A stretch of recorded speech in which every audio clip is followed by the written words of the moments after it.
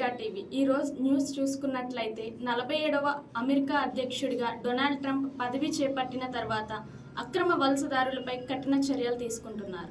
ఇప్పటి వరకు Canada, Mexico, Colombia, Brazil దేశాలకు చెందిన వారిని బహిష్కరించిన ట్రంప్ ప్రభుత్వం తాజాగా భారతీయులపై ఉక్కుపాదం మోపింది.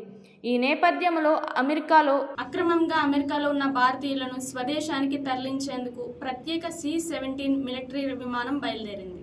ట్రంప్ ఆదేశాల మేరకు America ICE immigration and customs enforcement 1.5 million అనగా 15 లక్షల మందిని బహిష్కరించాల్సిన జాబితాను సిద్ధం చేసింది. ఇందులో 18,000 మంది భారతీయులు ఉన్నారు. ప్రస్తుతం వీరిని ప్రత్యేక విమానాల్లో భారత్కు తరలించేందుకు ప్రయత్నాలు చేస్తున్నారు. తాజాగా భారత విదేశాంగ మంత్రి ఎస్ జయశంకర్ మాట్లాడుతూ అక్రమ వలసలకు తాము విరుద్ధమని, సరైన పత్రాలు లేని భారతీయులను చట్టబద్ధంగా తిరిగి స్వదేశానికి తీసుకొస్తామని తెలిపారు. ప్రస్తుతం అమెరికాలో H-1B వీసా గడువు ముగిసినప్పటికీ 7.25 లక్షల మంది భారతీయులు అక్రమంగా నివసిస్తున్నట్లు లెక్కలు చెబుతున్నాయి. మెక్సికో, సెల్వెండర్ తర్వాత అత్యధికంగా ఉండే అక్రమ వలసదారుల్లో భారతీయులు కూడా ఎక్కువగానే ఉన్నారు.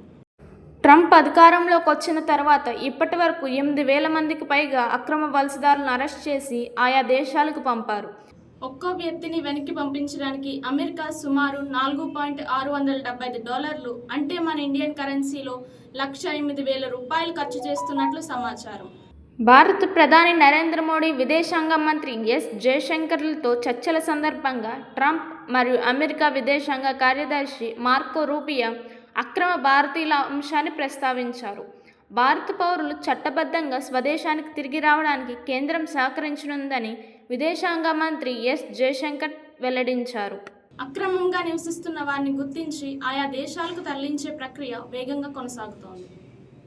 ఇక ట్రంప్ మాట్లాడుతూ ఇది అమెరికా చరిత్రలోనే అతిపెద్ద బహిష్కరణ ఆపరేషన్గా నిలుస్తోందని, అక్రమంగా నివసిస్తున్న వారిని గుర్తించి వారి దేశాలకు తరలించే ప్రక్రియ వేగంగా కొనసాగుతుందని తెలిపారు.